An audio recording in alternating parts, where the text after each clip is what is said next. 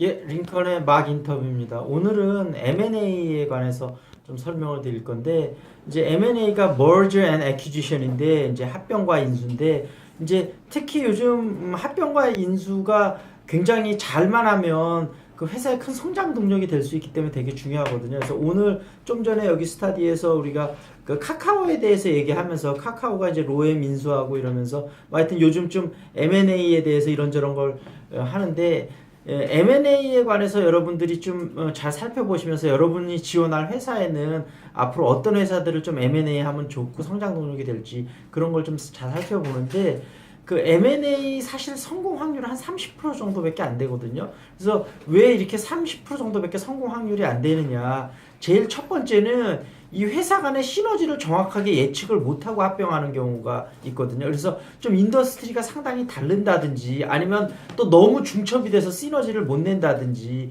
아니면은 기업 문화가 상당히 다른데 합병을 해서 시너지를 못 내는 경우 여러 가지가 있는데, 좀 제가 성공하고 실패 사례 몇 개를 얘기를 해드릴 테니까 그거를 보시면서 M&A에 좀 참조를 하시면 좋을 것 같아요. 좀 M&A 특히 이제 우리나라 기업 중에서 제일 대표적인 최근의 실패 사례는 뭐냐면, 그 코웨이 있잖아요. 원래 이제 웅진 코웨이 그룹이 있었는데, 이제 그 30위 안에 사실 우리나라가 당대 창업해서 30대 그룹 안에 들어간 게 최근에 세 개였었거든요. 이랜드하고 웅진하고 STX. 근데 이제 웅진하고 STX가 결국 이제 법정 관리에 들어갔잖아요. 근데 이제 웅진 같은 경우는 그 이제 윤석금 회장이 원래 그 브레테니까 백과사전을 팔면서 영업에 대해서는 진짜 달인이거든요. 근데 이제 웅진그룹을 이뤄서 당대 이제 30대 그룹으로 창업 이제 키워냈는데, 그 중에 두 개의 큰 축은 이제 코웨이 해갖고 정수기나 뭐 비데이 사업하고, 그 다음에는 아이들 학습지 이런 거 웅진 쪽에 이렇게 있었는데, 이제 30대 그룹 안에 들다 보니까 이제 윤석금 회장이 기업을 좀 더 빠르게 성장시키고 싶다 이래갖고 이제 MBA 출신들도 대거 채용을 하고 기업의 신성장 동력을 찾는데,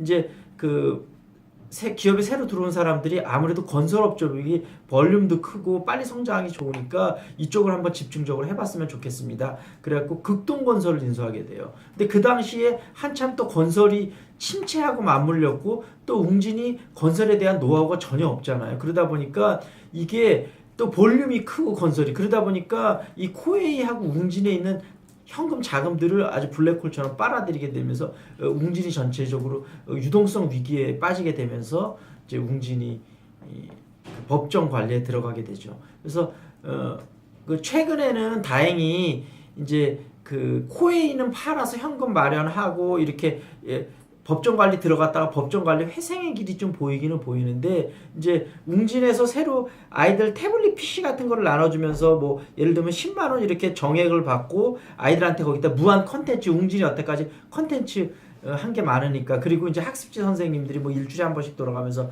뭐 독서 같은 것도 좀 체크해주고, 이런 것들이 좀 요즘 반응을 많이 이끌면서 일단 웅진이 회생의 발판은 마련했거든요. 근데 코웨이는 벌써 이제 웅진 계열사에서 떨어져 나간 거예요. 다른 데 팔았어요. 그래서 헤지 펀드에 팔았고, 그다음에 이제 극동건설은 처분했고, 이제 웅진만 이제 독자적으로 생존 겨우 하게 수 있을 것 같아요. 지금 어찌됐든 그것도 진짜 웅진 회장의 영업력이 탁월하니까 다시 이렇게 회생할 수 있었지 굉장히 힘들어요. 그리고 또 하나 실패 사례 중에서 좀 하나 생각해 볼 거는, 그 예전에 그 어디지, 다임러하고 벤츠하고 서로 M&A를 했었거든요. 근데 그때는 실제 벤츠가 다임러를 인수하는 형태였었는데, 그때도 인수 합병처럼 그렇게 했는데, 결국은 두 회사 기업 문화가 너무 달라서 벤츠는 고급차를 만드는 문화고 뭐든지 그런 걸 지향하고, 다임러는 또 이제 뭐 그냥 이제